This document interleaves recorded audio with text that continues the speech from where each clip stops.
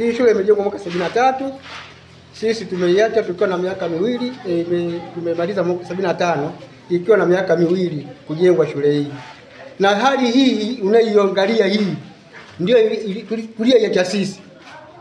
Hatujaona mabadiliko yoyote tangu tu. Sasa mimi nina umri wa miaka karibu 60 na kitu. Hizi bati zimewekwa lini? 73 hiyo. Na bati nazo za 73. 73. Tunashangaa kuona serikali bado mimi naangalia TV.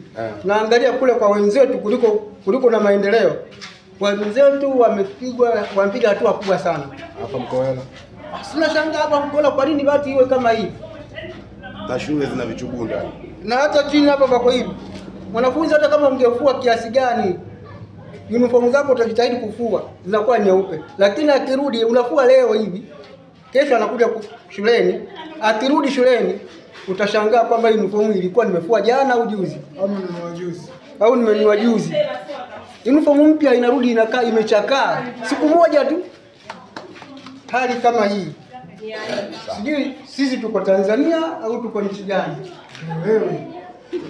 Yaani tunajaribu kuongea na wao lakini hakuna cha kutekelezaji kwa sababu tuliahidiwa pale zahanati pale waliahidi kujenga kliniki ya kina mama. Lakini mpaka leo hapa huduma za kina baba, hapa kliniki. Itafanana kweli? Haifanani. Zahanati yenyewe waliunga kipande fulani mwaka fulani wakaishia msingi. Walipoishia msingi hatujui kinachoendelea mpaka leo. Hii shule watu wanasoma, vijana wanasoma, wetu wanasoma hapa, lakini hakuna matundu ya vyoo ambayo ziko sahihi. Kiukweli ukitembelea kwa mfano kama Mtina, mimi kama fundi nimeenda kufanya kazi, nimeona kwamba mbona mimi nafanya kazi hapa vizuri lakini nyumbani kwangu namna gani? Nikaona kwamba basi kama tunaonewa hivi. Yaani kwetu hapa vyoo matundu ya wanafunzi wa kike, hasa wa kike hamna. From this time hakuna kabisa. So yes, wanafunzi wanatoka wanaenda kichakani kishua. Darasa ndio liko hivi makokoto na watoto wanaendelea kusoma. Yaani kiukweli hali sio nzuri. Hii hali ni ya muda mrefu. Ni ya muda mrefu kabisa. Yaani muda mrefu hivi na kokoto. Wanasoma hivi kama unavyoona. Miaka nenda rudi, watoto wanaendelea kusoma, hali ndio hivi na hata walimu wakihamishiwa wakija, yaani wanavyoona hali hii kiukweli haiwaletei furaha ya kuendelea kufanya kazi. Siku tatu nasikia ametoka mara amefiwa mara sijui nini, moja kwa moja haonekani tena. Madarasa hayo ndio yameisha, bati hizo zimepauka, madirisha mnavyoona hivyo. Mwanafunzi anapenya dirishani anaingia ndani. Shule yetu haina walimu na walimu sijui watatu. Wazazi wenyewe ndio tunaajiri walimu wawili wa field ndio wanatusaidia hapa kwa wanafunzi kufundisha, lakini shule yetu ina udhaifu kama mnavyoona. Kwa hiyo viongozi huko mkae, mjue nyinyi mnatusaidia sisi huku.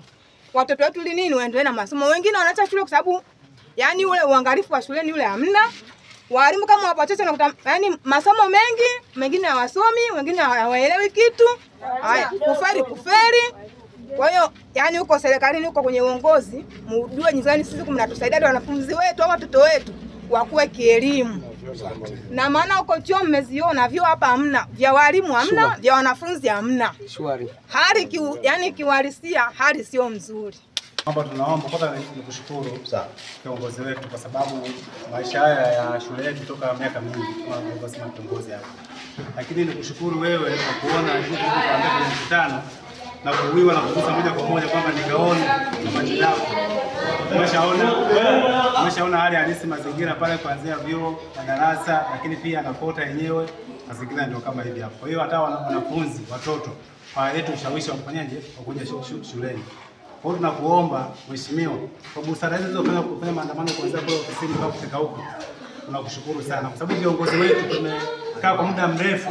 Kwanza wanafika lakini hawaoneshi ule wito hata kuja kuonani hapa. Kwa hiyo mimi kama mimi kwanza nimejifunza kitu kuona kwamba wewe ni mtu wetu wa karibu, kuona kwamba jinsi gani tunapopata maumivu vile tulivyokuhadithia ukasema hapana, nisisikie tu kwa maneno bali niende.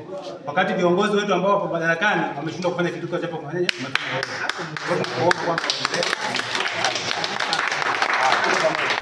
Nimeitazama shule ya msingi Mkowela. Nimekaribia kulia ndugu zangu. Tunduru inaliwa. Tunduru inaibwa. fedha za korosho, za ufuta, za mbaazi zinakatwa kila mwaka. Leo hii tuna shule haina vyoo, haina madarasa, haina madawati, ina walimu wawili na wawili wa kujitolea. Tutapambana nao hao jamaa mpaka kila eneo Tunduru lipate heshima wanayostahili. Kwa majina naitwa Mfaume Wadari Arifa, diwani wa kata ya Namakambale iliyoko halmashauri ya wilaya ya Tunduru, mkoa wa Ruvuma. Niko mbele yenu hapa kutoa maelekezo na kukanusha taarifa potofu ambayo imetolewa na kiongozi wa chama cha ACT Wazalendo ambaye ni katibu mkuu ndugu Ado Shaibu. Ndugu Ado Shaibu alifika katika eneo la kata ya Namakambale, kijiji cha Mkoela, katika shule ya msingi Mkoela, na aliona mazingira yaliyoko katika shule ya msingi Mkoela, na alipoondoka amekuwa na taarifa mbili tofauti. Yaani taarifa moja kwa mbili tofauti.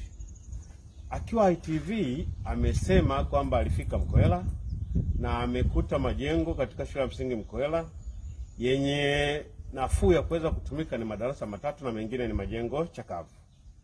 Lakini akiwa Jambo TV, taarifa ambayo imetolewa na Jambo TV inasemekana kwamba toka shule imeanzishwa mwaka 70 na kitu haijawahi kupata mradi wowote wa madarasa.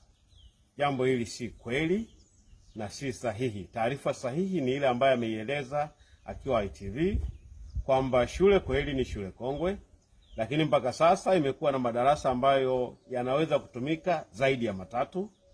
Madarasa ambayo yanatumika ni madarasa 6. 3 yako katika mazingira mazuri kabisa, na haya 3 yana uchakavu lakini ambao unaweza kutumika. Lakini wameeleza kwamba hakuna matundu ya vyoo. Si kweli, matundu ya vyoo yapo ambayo yanatumika.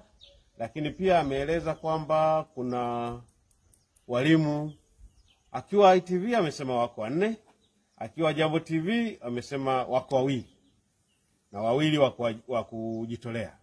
Si kweli. Ukweli ni huu: walimu walioajiriwa shule ya msingi Mkoela kwa sasa tunao walimu 5, lakini pia tuna mwalimu mmoja wa kujitolea. Kwa hiyo niliona ni vyema nije nitoe ufafanuzi kwamba ni vizuri kama viongozi wa kisiasa au wa kiserikali tunapotembelea katika maeneo mbalimbali, basi ni vyema tukatoa taarifa iliyokuwa sahihi na badala ya kutoa taarifa ambayo ina taharuki ndani yake.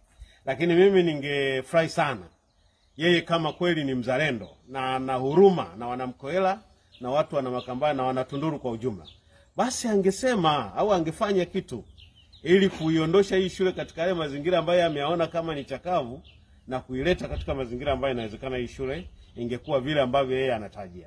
Ninachoamini mimi ni kwamba serikali imefanya jambo kubwa katika kijiji cha Mkoela na katika kata ya Namakambale katika nyanja mbalimbali. Muda tu hautoshi, lakini ningeweza kuelezea mambo yaliyofanyika kwenye kata hii ndani ya serikali ya Jamhuri ya Muungano wa Tanzania chini ya Mheshimiwa Rais Dr. Samia Suluhu Hassan, chini ya mbunge wetu Mheshimiwa Hassan Zidadu Kungu, na mimi nikiwa kama diwani wa kata hii. Tumefanya mambo makubwa ya kimaendeleo na yanatazamika. Hivi ninavyozungumza na wewe mwandishi wa habari, hivi sasa kata na Makambale tunajenga sekondari ya kata ambayo imeshakamilika. Tunategemea sasa isajiliwe na watoto waweze kusoma pale. Hizi fedha zimetolewa na serikali. Lakini hapa nilipo nyuma yangu ili jengo na uliona ni madarasa yaliyoko shule ya msingi Mkoela ambayo yalitolewa fedha na halmashauri milioni 25, yakajengwa madarasa 2 na ofisi ya mwalimu. Lakini kuna darasa lingine liko pale na matundu ya vyoo yapo. Kwa hiyo kimsingi mimi kama diwani wa kata hii kwa niaba ya wananchi wa kata ya Namakambale tunalaani matamshi yaliyotolewa na kiongozi huyu ambayo kimsingi yamekwenda kuidhalilisha shule yetu, yamekwenda kuidhalilisha kata yetu, yameenda kudhalilisha halmashauri yetu, kwa sababu 80% ya yale aliyosema si maneno ambayo yana ukweli ndani yake. Nawashukuru sana. Asanteni.